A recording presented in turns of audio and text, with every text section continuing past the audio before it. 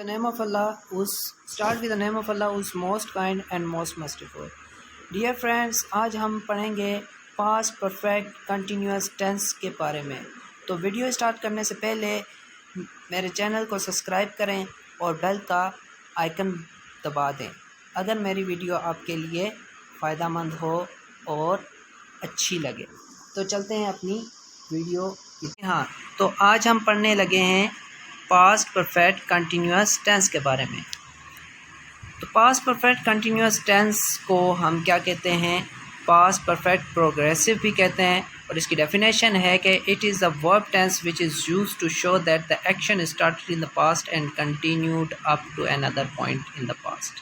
के गुज़रे हुए वक्त में जो काम हो चुका है, ठीक हो गया, किसी मखसूस वक्त में कोई काम हो चुका है या फिर हो रहा है, तो उस टेंस के लिए हम यूज़ करते हैं नाम पास्ट परफेक्ट कंटिन्यूअस। के माजी में कोई काम किसी मखसूस वक्त पर हो रहा था।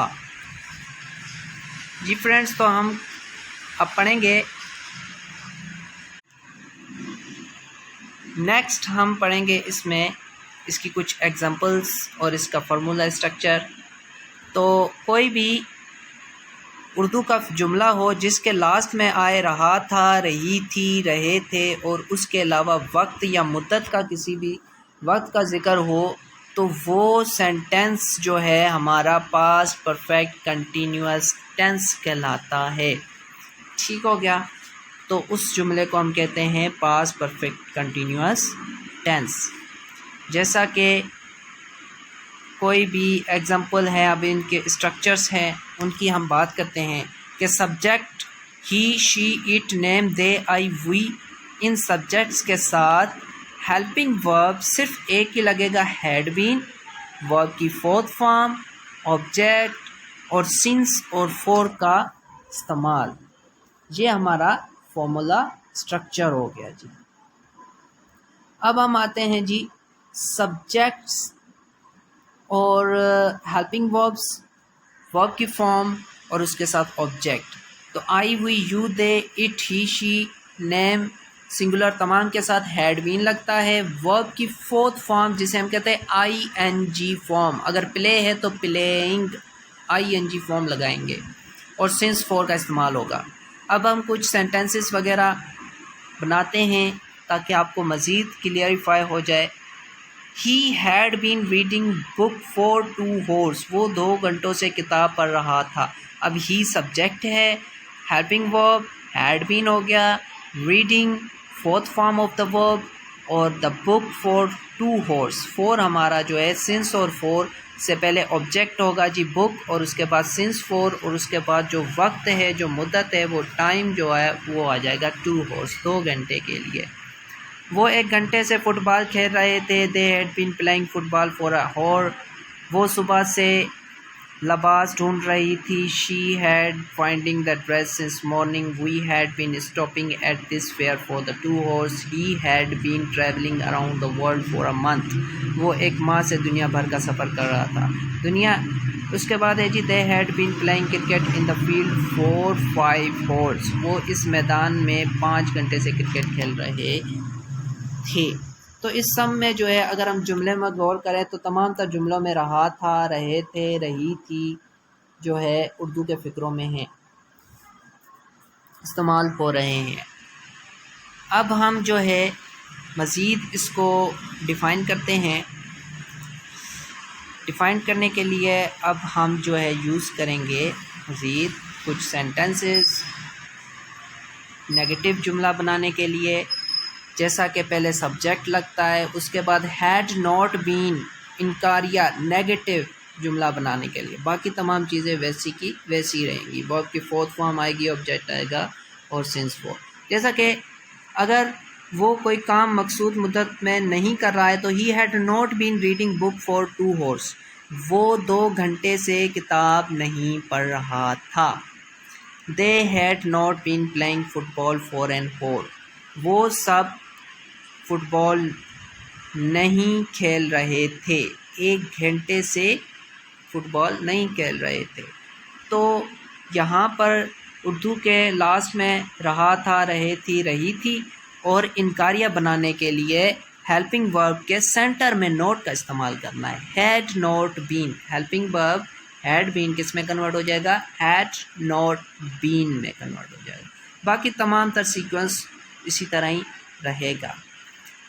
फॉर 2 hours सिंस मॉर्निंग, ठीक हो गया। तो जिसमें वक्त डिफाइंड हो तो उसके लिए सिंस लगता है, मगर जिसमें वक्त डिफाइंड ना हो तो उसके लिए फॉर इस्तेमाल होता है। जैसा कि घंटे, मिनट, उसके लिए फॉर होगा।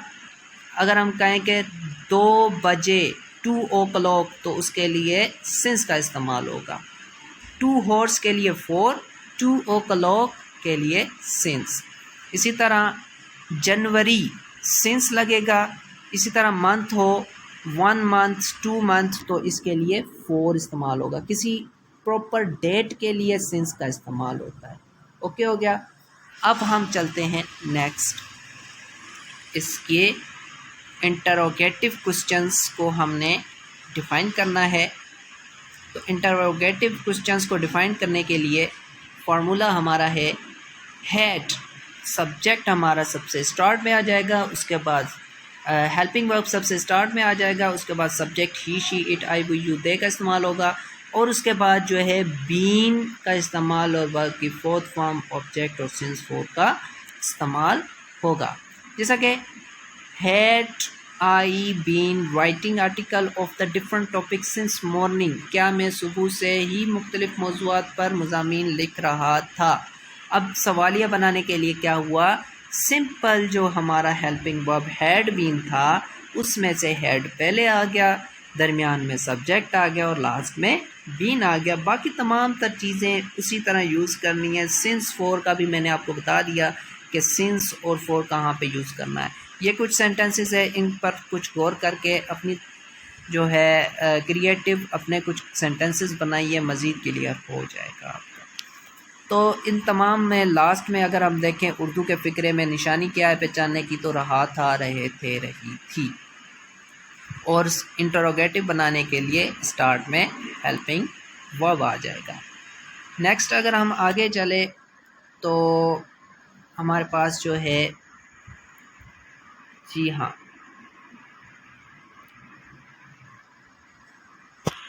हम कुछ एमसीक्यूज करने जा रहे हैं जी कि they had been playing football for an hour is an example of.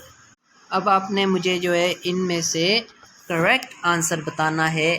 They had been playing football for an hour. अब हम ये सेंटेंस देखते हैं कि इसमें हेल्पिंग वर्ब हैड बीन का इस्तेमाल है, उसके बाद वर्ब है, वर्ब के साथ आईएनजी की फॉर्म है, और लास्ट में सिंस या फोर में से फोर का इस्तेमाल किया गया है। जिस भी सेंटेंस में ये चीज़ें हों तो वो आंसर होगा हमारा पास्ट परफेक्ट कंटिन्यूस टेंस। तो वो sentence past perfect continuous tense होगा।